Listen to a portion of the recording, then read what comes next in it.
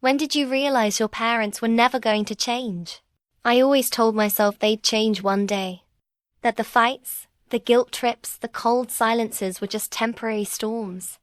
But when you spend your childhood waiting for better weather, you eventually realize you've been living in a permanent winter. It started the night of my 17th birthday. I'd begged them not to throw a party. I hated the fake smiles. The pretending that everything was fine when every word at home was sharpened like a knife. But Mom insisted. She said a big girl deserved a big celebration. So the house filled with relatives I barely knew, the kind who hugged you too hard and asked about college plans as if the answer determined your worth. My father strutted like a host on stage, topping off wine glasses, telling stories about me that weren't true. How I was the perfect student, the model daughter. How every teacher said I was destined for greatness.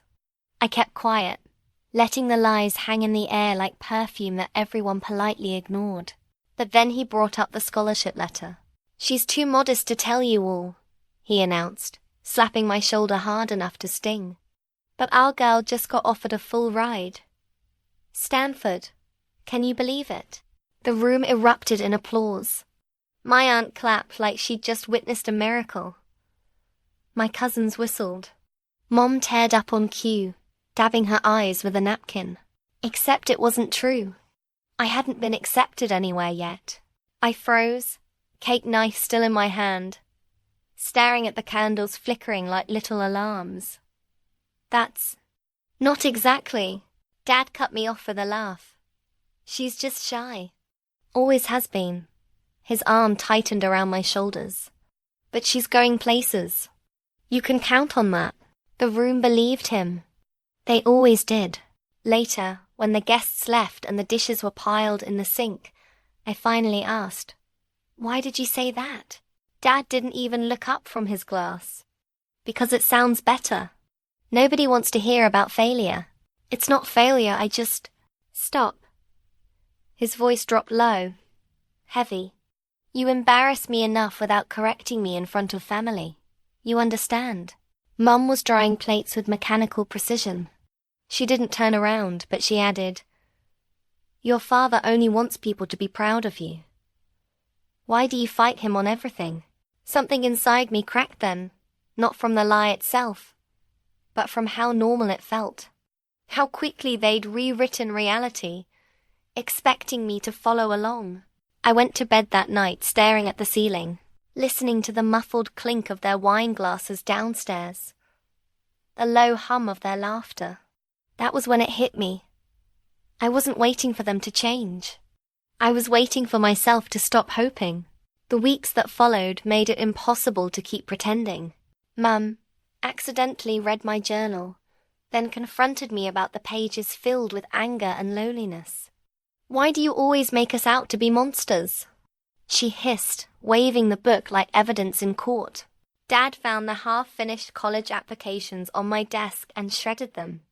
"You don't really want to leave," he said, almost cheerfully, as if he knew my own desires better than I did.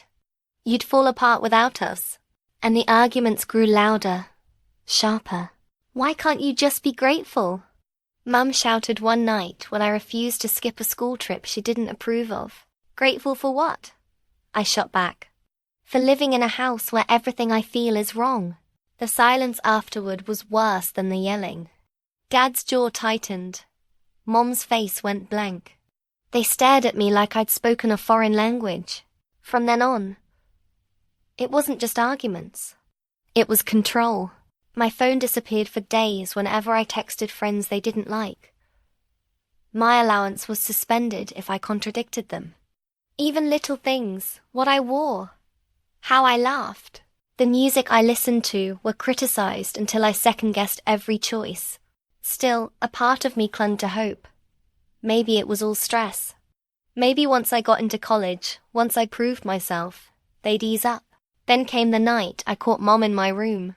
She was sitting at my desk, scrolling through my emails like she owned them. I froze in the doorway. "What are you doing?" My voice shook. "Checking who you've been talking to," she said flatly, Not even guilty. You know we only want what's best for you. That's not your decision. I snapped. Her eyes flicked up, cold and sharp. As long as you live under this roof, everything is my decision. Something inside me shifted. Anger, fear, resignation, it all tangled together until I couldn't tell them apart. For the first time, I saw her not as my mother, but as a stranger who would never see me as separate from her. That night, I packed a bag, just in case. I didn't leave. Not yet. But I slept with the bag beside my bed, my hand resting on the zipper, waiting for the moment I couldn't take it anymore. And that moment came sooner than I thought, because 2 weeks later, Dad made an announcement at dinner that changed everything.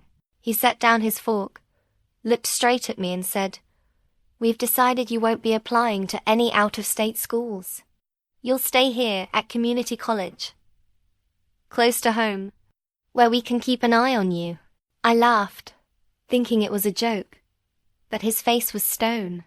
Mum nodded in agreement. That was the moment, the exact second I realized they were never going to change, and I'd have to choose between staying their prisoner or finally running. My hand tightened around the fork until my knuckles turned white, because deep down, I already knew what I was going to do. I didn't sleep that night. Every time I closed my eyes, I saw Dad's face, calm and final as he told me my life was already decided. I saw Mum's nod, her silent approval of the cage they were building around me. I lay awake staring at the ceiling fan, listening to the creaks of the house. Each sound felt amplified, the hum of the fridge, the ticking clock, even the soft snore from down the hall. My packed bag sat against the wall, daring me to unzip it, daring me to run. But where? With what money? At 3 a.m, I slipped out of bed and opened the window. The night air was cold, sharp in my lungs. For a few seconds, I just stood there, gripping the frame, imagining myself climbing down the gutter and running barefoot into the dark. Instead, I whispered into the night, "Not yet, but soon." The next morning, they acted like nothing had happened.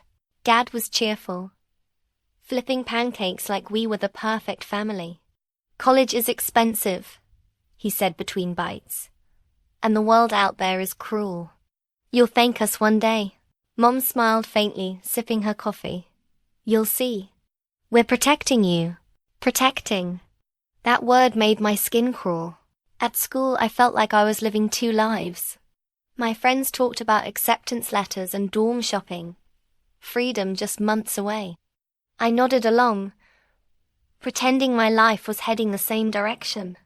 Nobody knew I went home to parents who read my emails, shredded my applications, and told me who I could be. Nobody except Jamie. She was the one person I trusted, the only one I hadn't pushed away. We'd been friends since middle school, long enough that she could read me without words. "You look like hell," she said that afternoon, sliding her tray beside mine in the cafeteria. I tried to laugh it off. Rough night, but she leaned closer, her voice dropping. "It's them again, isn't it?" The question broke something in me. I stared at my tray, the lump in my throat too big to swallow. She didn't push, just waited. Finally, I whispered, "They're never going to let me go. They've already decided." Her hand brushed mine under the table. "Then you have to decide for yourself." The word stayed with me all day. You have to decide for yourself. That evening, I tried to test the waters. At dinner, I cleared my throat and said, "I was thinking, maybe I could apply for some out-of-state scholarships. Just to see." Dad's fork clattered against the plate. He looked at me like I'd confessed a crime. "What did we just tell you?" His voice was calm, but there was steel underneath. Mum sighed, not even looking at me. "Why do you make everything harder than it needs to be?" You just don't listen," Dad snapped. His hand hit the table, rattling the glasses. "We said community college. That's final." The silence after was suffocating. My food turned to ash in my mouth. After dinner, I went to my room and locked the door. My hands were shaking as I pulled the bag out from the corner. I opened it, stuffed in more clothes, my journal, my phone charger. Every zipper sounded too loud, every creak of the floorboards a warning. I hid the bag under my bed this time. Closer, ready. But before I could crawl in, there was a knock. Mum's voice. Soft. Too soft. Can we talk? I didn't answer. The knob rattled anyway. You know the lock doesn't keep us out, she said gently, like she was soothing a child. We just want what's best. Why do you fight us? My throat tightened. I couldn't speak. After a long pause, she added, if you'd stop resisting, you might finally be happy. Her footsteps faded, but the words clung to me like smoke. If you'd stop resisting. That night, I dreamed I was trapped in a house with no doors. Every window I opened showed the same room inside, no matter how many times I climbed through. When I woke, my sheets were twisted, damp with sweat. The next day, Jamie noticed the dark circles under my eyes. Come with me this weekend, she whispered between classes. My parents don't care if you crash. Just take a break. I wanted to say yes. God, I wanted to. But fear tightened its grip. If Mom or Dad found out, the punishment would be worse than anything I'd risked before. That evening, I tested another boundary. Jamie invited me over this weekend, I said casually. Mom looked up from her phone. You see her enough at school. Dad didn't even glance away from the TV. No, just like that. No explanation. No discussion. Just no. Something inside me hardened. I thought about Jamie's words again. You have to decide for yourself. So that Friday night, when my parents went to bed, I pulled out the bag. My heart thundered as I slipped on my shoes as I eased the window open. The world outside was silent, waiting. I climbed down, breathless, feet hitting the ground with a soft thud. For a moment, I just stood there, staring at the house that had been both home and prison. And then I walked. Each step felt heavier and lighter at the same time, my legs trembling, but my chest opening like I was breathing real air for the first time. By the time I reached Jamie's house, my hands were still shaking. I knocked softly, praying she was awake. The door opened almost immediately. She must have been waiting. Jesus, she whispered, pulling me inside.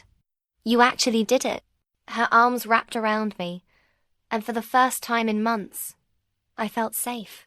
But safety doesn't last, because the next morning when I checked my phone, there were 12 missed calls, 7 voicemails, and 1 text from Dad. Just 6 words. You have no idea what you've done. My blood ran cold. I stared at the screen until the words blurred. You have no idea what you've done. It wasn't just a message. It was a promise. Jamie found me sitting on the edge of her bed, phone clutched in my hands like it might explode. What is it? She asked, voice careful. I showed her. She read it once, frowned, then read it again. You're not going back, she said firmly, but fear twisted in my gut. My parents had a way of pulling me back, of convincing everyone else they were right, and I was wrong. I'd seen them do it too many times. By noon, the calls had slowed, but the voicemails stacked up. I couldn't bring myself to listen, but the snippets on the screen were enough. You're being dramatic. You're embarrassing us. We'll come get you. I shoved the phone under the pillow like burying it might make the voices go away. Jamie's parents didn't ask questions when they saw me at breakfast. Her mom just smiled, slid a plate of pancakes my way, and said, Glad you're here. That warmth almost undid me. It was so casual, so normal that I felt tears sting my eyes. But reality returned when the doorbell rang around noon. Jamie peeked through the blinds, then turned to me, her face pale. It's them. My stomach dropped. Her dad opened the door before I could react. My father's voice filled the house, calm but edged with steel. We're here for our daughter. Jamie's dad hesitated, He glanced at me, then at them. She's safe. Maybe we should. I said we're here for our daughter. Dad stepped forward, his frame filling the doorway. Mom hovered behind him, eyes sharp, scanning the room like a hawk searching for prey. I froze.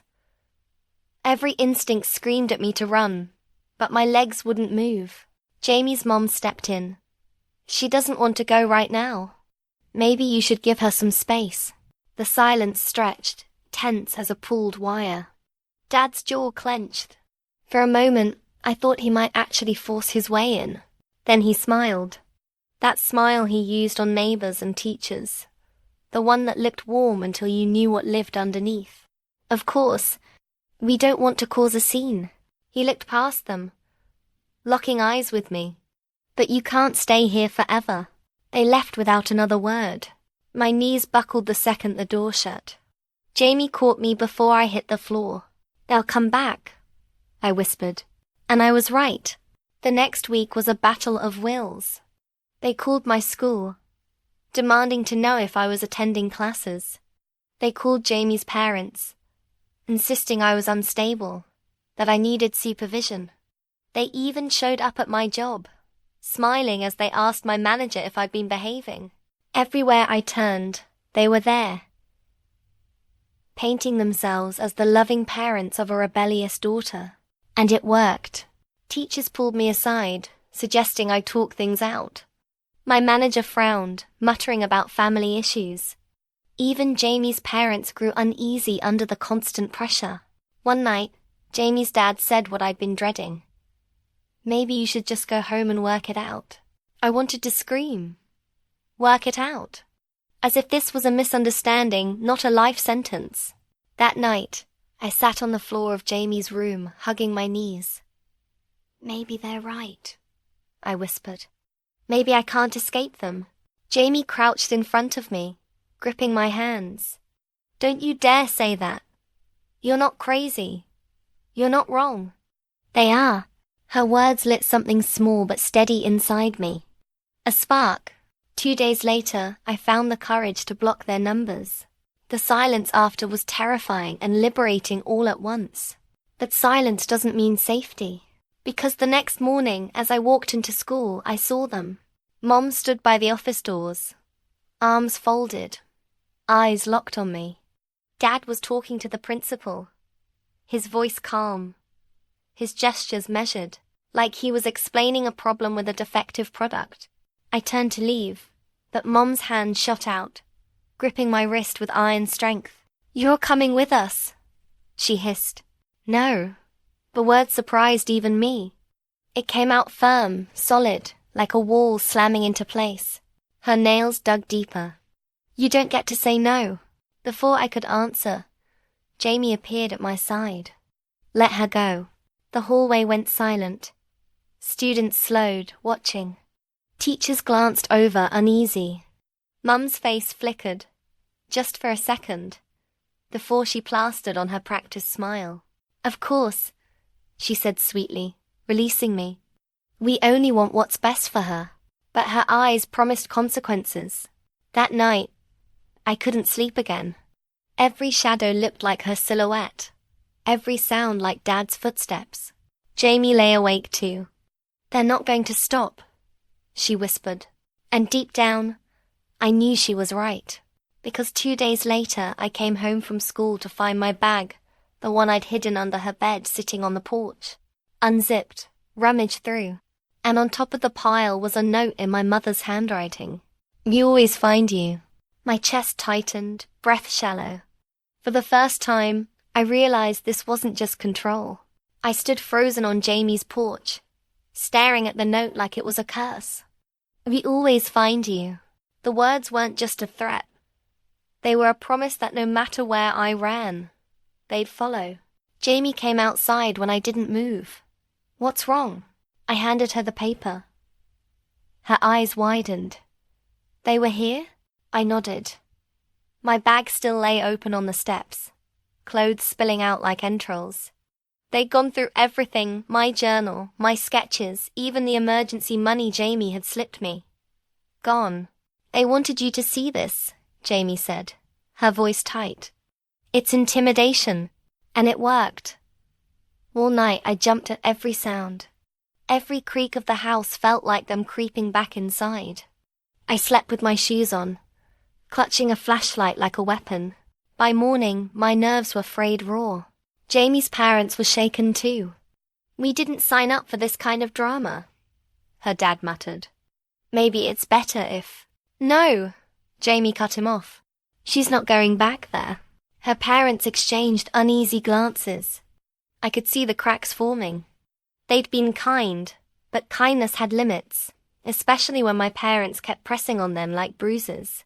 At school, it got worse. Rumors started spreading whispers that I was unstable, rebellious, ungrateful. Teachers gave me wary looks. One even asked if I was acting out for attention. I didn't have to guess where those stories came from. It was like my parents were poisoning the air around me, making sure I couldn't breathe anywhere. Jamie tried to keep me anchored. We'll figure this out, she promised one night as we sat in her car, parked by the lake. They don't control you anymore. But her certainty felt fragile, like glass about to shatter. And then came the letter. It arrived at Jamie's house a week later, neatly folded in an envelope with my name scrawled in Mum's perfect cursive. I almost didn't open it, but curiosity gnawed at me. Inside, the words were short and sharp. Family is forever. Stop embarrassing us. Come home before we make you. My hands trembled. Jamie read over my shoulder, then crumpled the letter in fury. This is insane. You need to go to the police. But I laughed a bitter, hollow sound. And say what? That my parents are... being parents. They're threatening you. Yeah, but they'll deny it. They'll smile, say they're just worried. People always believe them, and that was the truth. My parents were masters of performance. To the world, they were respectable, charming, devoted. Behind closed doors, they were jailers. But no one ever saw that part, until the night they pushed too far. It was a Saturday. Jamie and I were walking home from a movie when a car pulled up beside us. My father's car. The window rolled down. His voice was calm. Too calm. Get in. I froze. Jamie grabbed my hand. She's not going with you. Dad's smile didn't falter. This isn't your business. It is, Jamie shot back. Her grip on me tightened. And Mom leaned across the seat, eyes sharp. Sweetheart, you're humiliating us. Don't make this harder. Something inside me snapped. I'm not your sweetheart, I said, my voice shaking but loud. I'm not your anything anymore. Dad's face darkened. The smile vanished. For a second, I thought he might get out of the car. My whole body braced for it, but then headlights appeared behind us. Another car pulling into the street. Dad hesitated, jaw clenched, then pressed the gas. The car rolled away slowly, deliberately. Mom's eyes locked on mine through the glass until they disappeared into the night. Jamie exhaled shakily. Jesus, we need help. Real help, but help came from somewhere I never expected. The next week, my guidance counselor pulled me aside. I've noticed some concerning things, she said gently. Is everything okay at home? For a moment, I considered lying, saying I was fine. But the words slipped out before I could stop them. No, it's not okay. Her eyes softened. Do you want to tell me? So I did. Not everything, but enough. The lies, the control, the threats. My voice shook, but I kept talking. When I finished, she was quiet for a long moment. Then she said, You know, I had parents like that too. The admission hit me like a shock. She believed me. She offered to connect me with resources, even a safe place to stay. For the first time, I saw a crack in the walls my parents had built around me. But cracks let light in and danger too, because 2 days later, Dad showed up at school again. This time he wasn't smiling. He demanded to speak to the counselor. I watched from the hallway as he towered over her desk, his voice low but sharp. She didn't back down, but her hands trembled slightly as she shuffled papers. When he finally left, he caught sight of me. His eyes burned with fury. And that's when I realized the truth. They weren't just trying to control me anymore. They were preparing to destroy me. After that day at school, everything shifted. Dad's stare haunted me. It wasn't the usual simmering anger or the disappointed glare he used to make me fold. No, this was different. Cold. Calculating. Like he'd stopped seeing me as his daughter and started seeing me as a threat. That night, I couldn't eat. Every bite turned to sand in my mouth. Jamie tried to distract me with music, with jokes, with stupid TikToks, but my chest stayed tight. Maybe he's bluffing, she whispered as we lay in the dark. But I knew better. Dad didn't bluff. The next morning, I found out what destruction looked like. Rumors exploded at school. Suddenly, I was the troubled kid, the attention seeker, the girl who was lying about her parents for sympathy. People whispered that I was on drugs, that I'd gotten pregnant, and my parents were covering it up, that I'd been stealing money from Jamie's family. Every hallway felt like a gauntlet. Every laugh behind my back cut deeper. I confronted one of the girls who used to be my friend. "Where did you hear that?" I demanded. She shrugged, eyes sliding away. "Your mom called my mom. Sighed she's worried about you." My stomach dropped. They weren't just poisoning strangers now. They were spreading rot through everyone I knew. Jamie wanted me to fight back. Tell the truth. Tell everyone what they're doing. But the truth felt flimsy compared to their polish, their charm. I could scream until my throat bled, and people would still look at me with pity instead of belief. The counselor tried to intervene. She called me into her office, told me she'd filed a report with Child Protective Services. "They'll look into this," she promised. But when the social worker showed up at Jamie's house, my parents were ready. They welcomed her with warm smiles and a tidy living room. They had photo albums full of vacations, holiday cards, staged laughter. They spoke gently about their difficult but beloved daughter. And when I tried to tell my side, Mom's eyes flickered with just enough hurt to make me sound cruel. The report came back inconclusive. I wanted to give up then. I wanted to crawl into myself and disappear. But Jamie wouldn't let me. "You're not crazy," she reminded me when I broke down on her bedroom floor. "They're gaslighting you. That's what abusers do." The word stuck with me. Abusers. I'd always thought that word belonged to someone else's story. But the more I rolled it around in my head, the more it fit. And once I saw it, I couldn't unsee it.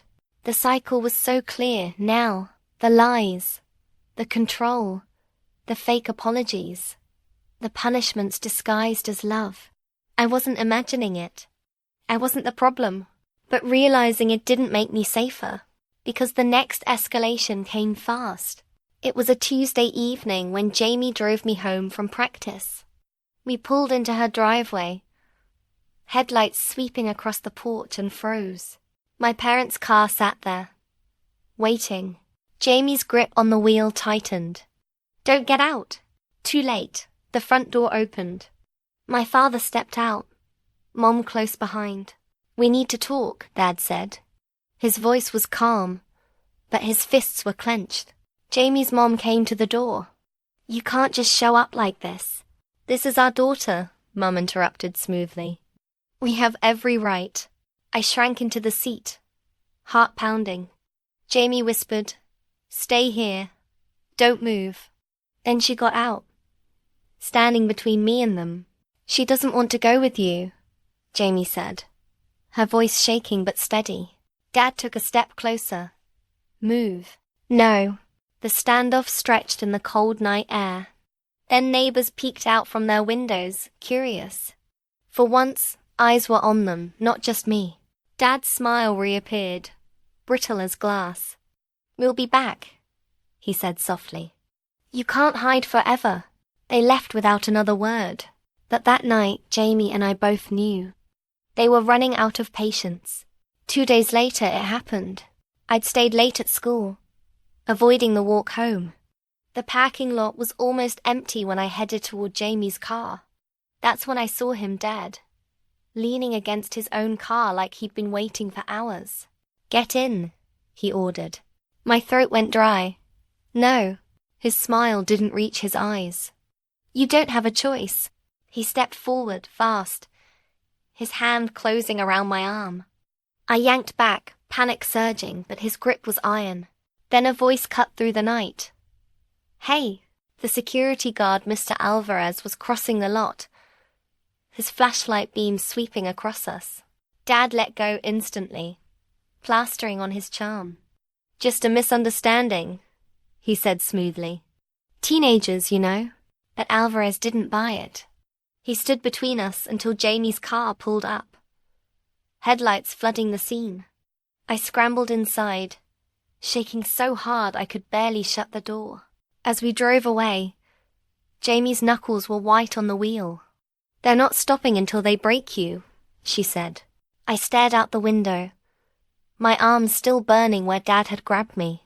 "No," I whispered. "They're not stopping until they own me." And in that moment, I knew running wasn't enough anymore. I had to fight back. The decision settled into me like a stone, heavy, unmovable.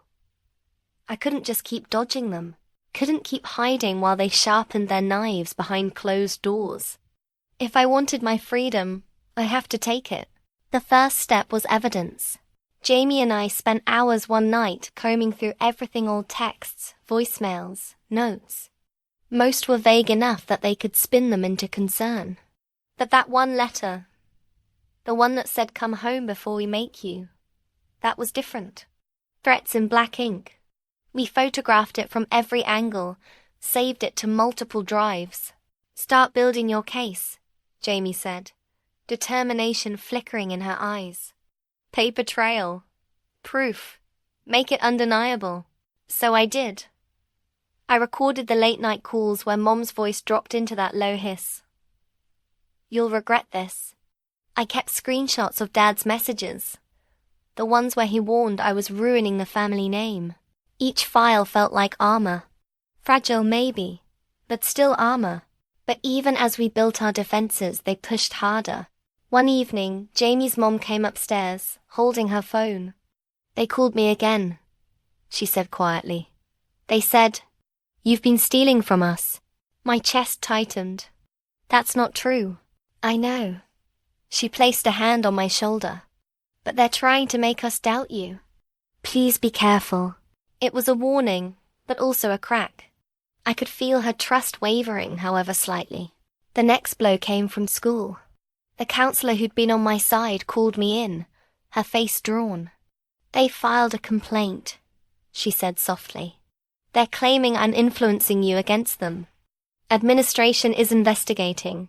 Tears burned my eyes. They weren't just trying to erase me, they were trying to erase anyone who believed me. That night, I almost broke. I sat on Jamie's floor, knees pulled to my chest, whispering, "Maybe I should just go back. Maybe it's easier." Jamie knelt in front of me, gripping my face in her hands. "Don't you dare. That's what they want. They want you exhausted enough to surrender." Her voice shook, but her eyes were steel. "You're stronger than them. You just don't see it yet." Her faith steadied me. Barely. 2 weeks later, we got our chance. The school held a parent meeting. I knew they'd be there, spinning their story. But part of me wanted them to. Part of me wanted witnesses. When I walked into the auditorium with Jamie beside me, I felt every eye turn. My parents were already there, sitting front row, whispering to anyone who would listen. Mum's tears were perfectly timed, her tissue crumpled just so. Dad's hand rested on her knee, the picture of support. When the principal called for comments, Mom stood. Her voice trembled with practiced grief. "We love our daughter. We just want her home. But she's been confused, influenced. She says such hurtful things." Murmurs of sympathy rippled through the room. Then Dad rose, tall and commanding. We've sacrificed everything for her, and this is how she repays us. With lies. His gaze swept the crowd. We won't let her throw her life away. The room nodded with him. Believed him. And that's when I snapped. I stood, my voice shaking but loud. You don't love me. You own me. You read my journals. You control who I see. You shred my college applications because you're terrified of me leaving. The room went still. Mum gasped, clutching her chest. Sweetheart, how can you say that? Stop calling me that, my voice cracked. You don't get to control me anymore. Not here. Not in front of everyone. I pulled my phone from my pocket and played the recording. Her voice filled the auditorium. Come home before we make you. Gasps echoed. A teacher muttered, Jesus Christ. Mom's face drained of color. Dad's jaw tightened, but for once he didn't speak. The principal shifted uncomfortably. This is serious. We'll need to review. But I didn't wait. I turned and walked out, my whole body trembling. Jamie followed, whispering, Holy shit, you did it. You actually did it. For the first time in months, I felt taller than my fear. But that night, fear came back in a different form. When we returned to Jamie's house, the front door was ajar. Inside, the living room was torn apart, cushions slashed, drawers dumped, picture frames shattered. And on the wall, scrawled in black marker, were 3 words. Family is forever. Jamie's mom screamed. Her dad called the police. Officers swarmed the house, taking photos, dusting for prints. But I already knew whose hands had written those words. When one officer asked if I had any idea who might be responsible, I met his eyes and said quietly, My parents. It was the first time I said it out loud without hesitation. And as the words left my mouth, I knew there was no turning back. The police took notes, but I could see the doubt in their eyes. Parents breaking into their daughter's friend's house, vandalizing walls. It sounded absurd. Who would believe it? But Jamie's mom insisted. They were here earlier this week. They've been harassing her non-stop. She pointed at me. This isn't a coincidence. The officers exchanged looks, then promised to file a report. But the words felt empty, like a bandage slapped on a wound that needed stitches. That night, I couldn't stop staring at the message on the wall. Family is forever. Each letter was jagged, pressed so hard the marker bled into the drywall. It didn't look like love. It looked like rage. Jamie whispered, They won't stop until they own you completely or destroy everything you touch. I believed her. The next day at school, the whispers grew louder. People had heard about the meeting. Some avoided me like I was radioactive. Others looked at me with pity, like I'd just confirmed I was broken. But there were a few who looked differently curious, maybe even supportive. I caught one teacher watching me with concern that didn't feel fake. A classmate I barely knew slipped me a note. I believe you. It wasn't much, but it was enough to remind me I wasn't alone. Still, my parents weren't done. That weekend, Jamie and I came home from the library to find her mom pacing the kitchen. They called again, she said tightly. Said if we keep hiding you, they'll press charges. Kidnapping. Harboring a runaway. My knees nearly buckled. But I'm not a runaway. To them you are, Jamie cut in. They twist everything. And twist they did. On Monday, a police officer showed up at school asking for me. The whispers followed me all the way to the office. You're not in trouble, the officer said gently. But your parents filed a report. They're claiming you're being kept against your will. My heart pounded. That's not true. Then you'll need to make a statement. So I did. I told them everything about the control, the lies, the threats, the vandalism. I showed them the recordings, the photos, the note. My voice shook, but I didn't stop. When I finished, the officer's face was unreadable. This will go on record. But cases like this, they're complicated. Complicated. That word felt like a noose tightening around my neck. Jamie walked me out afterward, squeezing my hand. Complicated doesn't mean hopeless. But it felt hopeless when I got home and found another note slipped under the door. This one was shorter. Blood is thicker than lies. My hands shook so badly I could barely hold it. Jamie's dad called the police again. Furious. But the officer just sighed. Without cameras, without direct witnesses. It's hard to prove. I wanted to scream. They were turning my life into evidence that never seemed strong enough, while theirs was performance polished to perfection. That night, I couldn't sit still. I paced Jamie's room, back and forth, until finally I said, I have to end this. One way or another. Jamie looked terrified. What are you saying? I'm saying I can't keep waiting for them to destroy me. I need to stand in the open, make it clear I'm not theirs anymore. She grabbed my arm. That's dangerous. I know. The next day I skipped school. Instead, I went home. Not Jamie's house. My house. The one I'd fled from. The one that still haunted my dreams. I stood on the sidewalk, staring at the curtains drawn tight. The yard perfectly manicured like nothing was wrong. Then I walked up the steps and rang the bell. The door opened almost immediately, like they'd been waiting.